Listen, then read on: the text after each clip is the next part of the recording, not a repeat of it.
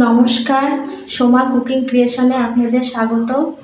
আজকে আমি ডিমের টেবিল বানাবো, ভিডিওটা দেখতে থাকুন। আজকে আমার লাগবে আলু আর ডিম সিদ্ধ করে ডিমগুলো কেটে রেখেছি, আলুগুলো ম্যাশ করব। আর এখানে আছে পাউরুটি মিক্সিতে গুঁড়ো করে শুকনো খোলায় ভেজে রেখেছি। আর এখানে আছে রসুন কুচি, আদা কুচি, পেঁয়াজ কুচি, কাঁচা লঙ্কা কুচি, আর এটা ভাজা বাদাম। আর এখানে আছে গোলমরিচ গুঁড়ো। কিছু মশলা ভেজে নেব। এখানে নিয়েছি জিরে, পানমৌরি, তেজপাতা, গোটা গরম মশলা, শুকনো লঙ্কা আর ধনে। কড়াইটা আমার গরম হয়ে গেছে, শুকনো লঙ্কাগুলো দিয়ে দেবো, তেজপাতাগুলো দিয়ে দেবো, আর গোটা গরম মশলা, দারচিনি, লবঙ্গ, এলাচগুলো দিয়ে দেবো। এগুলো একটু ভাজতে থাকবো।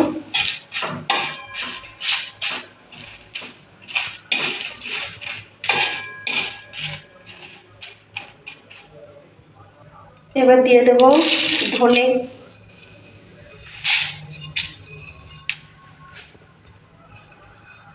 জিরে দিয়ে দেবো, মৌরি।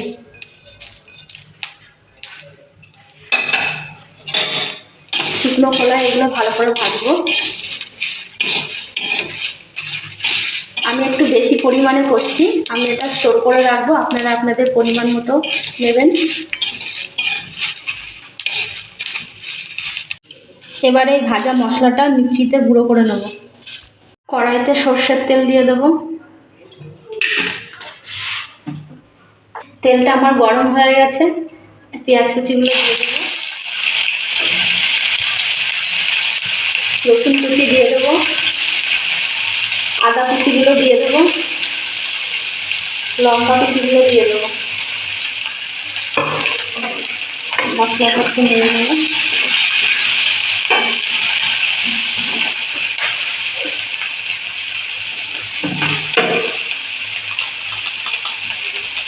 পরিমাণ মতো লবণ দেবো,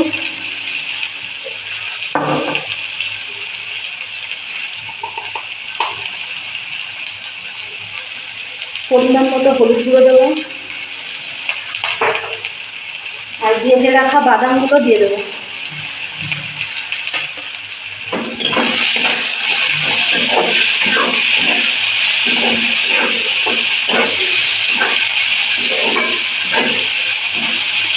পেঁয়াজটা কি যখন লাল লাল হবে তখন ওই সিদ্ধ করা আলুটা ম্যাশ করে দিয়ে দেবো।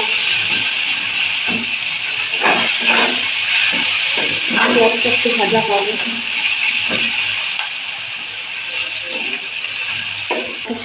এবার সেদ্ধ করা আলুটা ম্যাশ করে দিয়ে দিচ্ছি।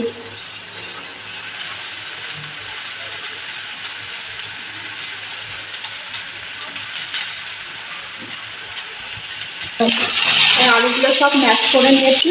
এবার মশলার সাথে আলুটা ভালো করে কষিয়ে নেব।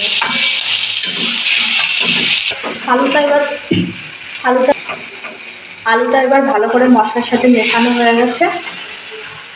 এবার ভেজে রাখা যে মশলাটা করেছি সেই মশলার গুঁড়োটা পরিমাণ মতো দেব।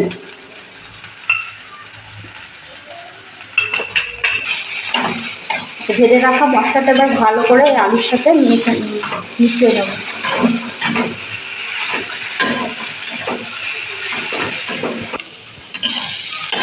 এবারে কষানো আলুটা আমার হয়ে গেছে, নামিয়ে নেব। ওকে, এবার ডিমের টেবিলের আকারে তৈরি করে নিচ্ছি এইভাবে।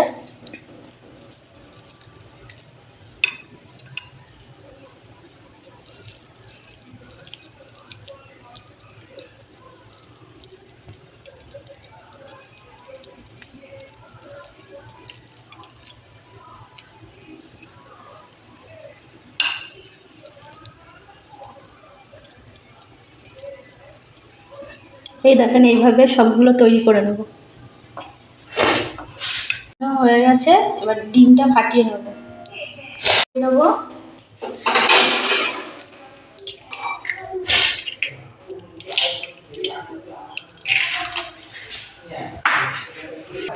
ডিমের মধ্যে একটু লবণ দেবো,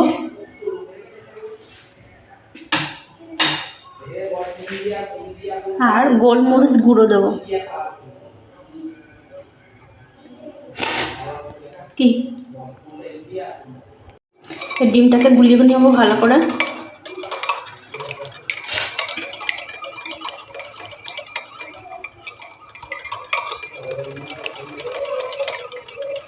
ডিমটা আমার ভালো করে ফাটানো হয়ে গেছে। এবার ডিমের টেবিলগুলো ডিমের গোলার মধ্যে চুবিয়ে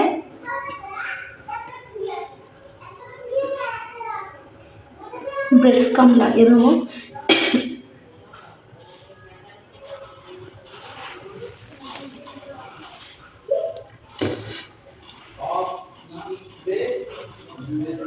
আমার একটা হয়ে গেছে। এইভাবে সবগুলো করে নেব।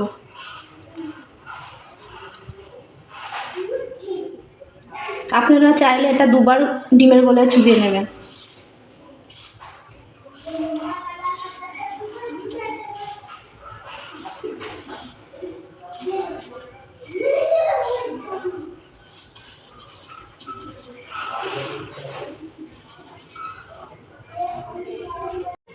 তেলটা কড়াইতে দিয়ে দিচ্ছি।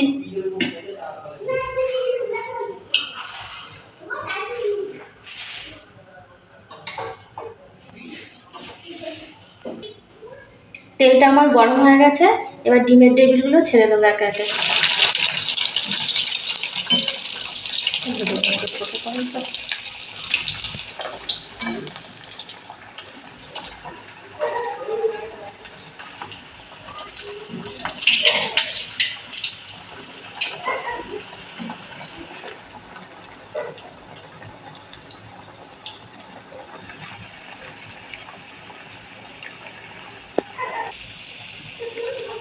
আঁচটা একটু কমিয়ে নিয়ে ভাজবে, তাহলে ভেতরটা পুরোপুরি সুন্দরভাবে ভাজা হয়ে যাবে। এই ডিমের টেবিলটা আমার ভাজা হয়ে গেছে, তুলে নেব। এইভাবে বাকিগুলো ভেজে নেব। এইভাবে ডিমের টেবিল বানিয়ে খেয়ে দেখবেন, ভালো লাগবে।